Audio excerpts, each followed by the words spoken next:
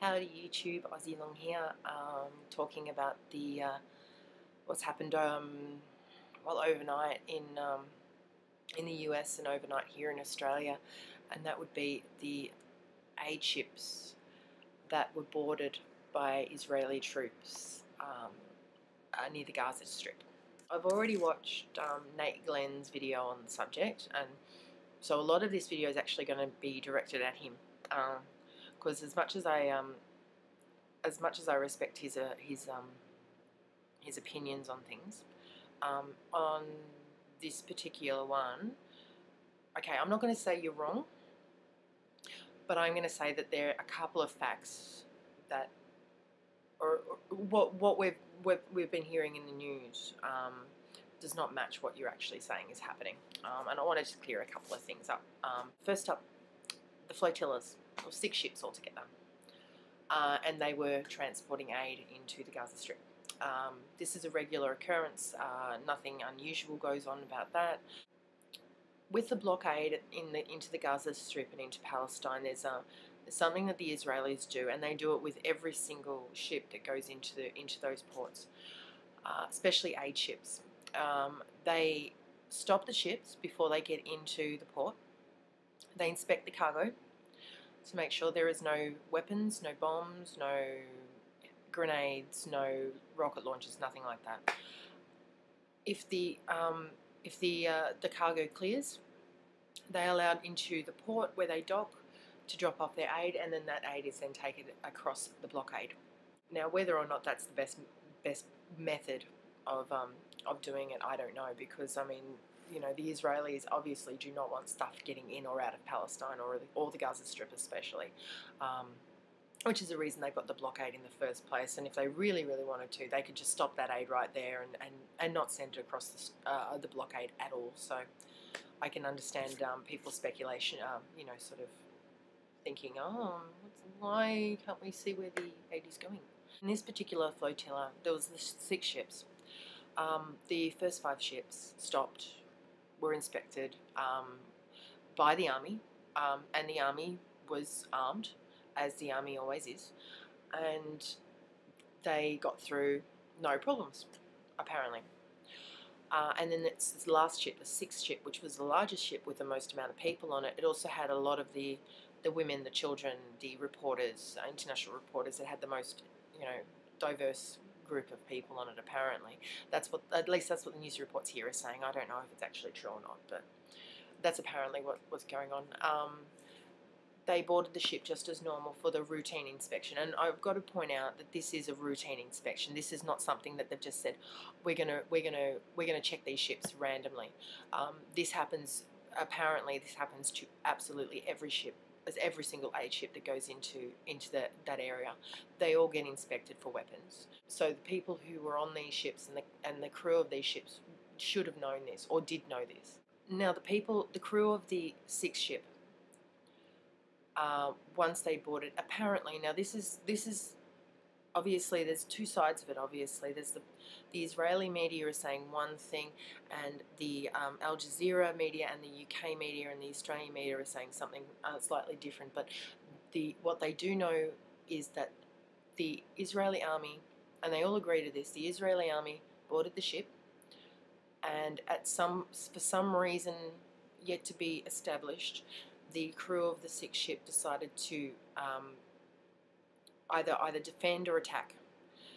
Nobody's quite sure which is which. Okay, at this point, where the guys on the ship had knives, they had crowbars, they had metal bars, they had chairs, they had wooden stakes, things like that.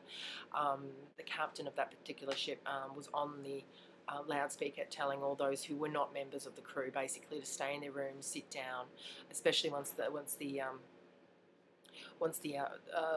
shots started getting fired by the Israeli army, because they were using live rounds, and they said, look, these are live bullets, these will kill you, sit down in your rooms, just stay there, just sit tight. Now this didn't last very long. 9 of the crew were killed. Of the Israeli army, 8 were injured.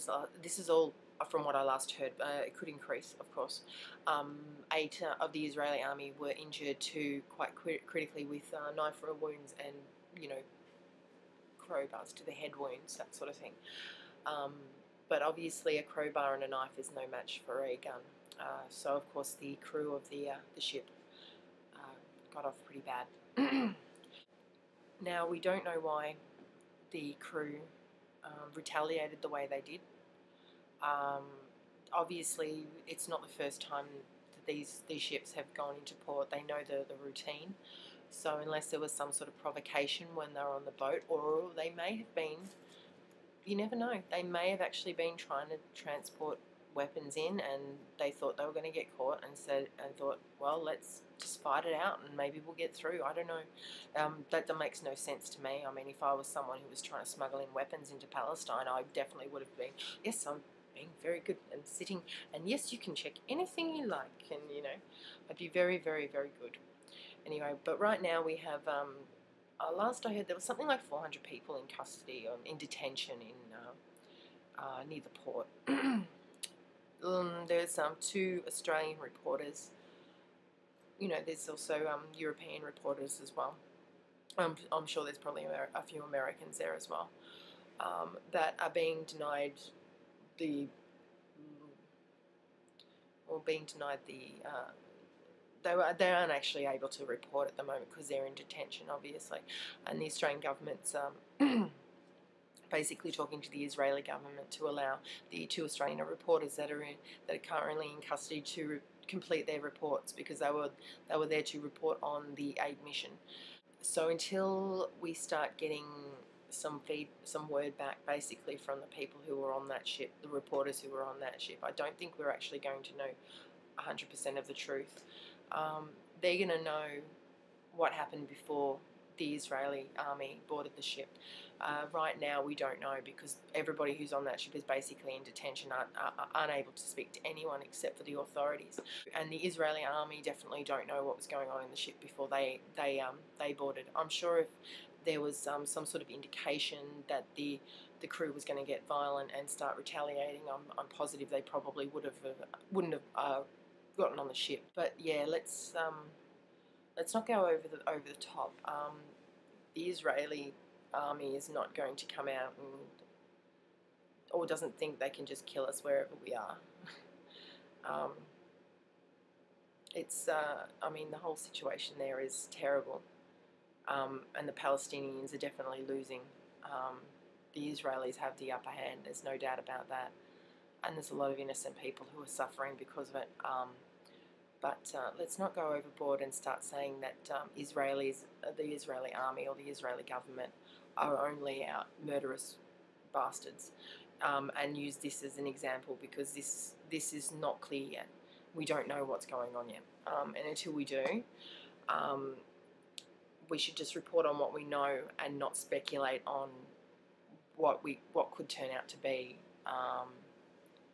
a misunderstanding. But yeah, anyway, so peace to you guys. Outie.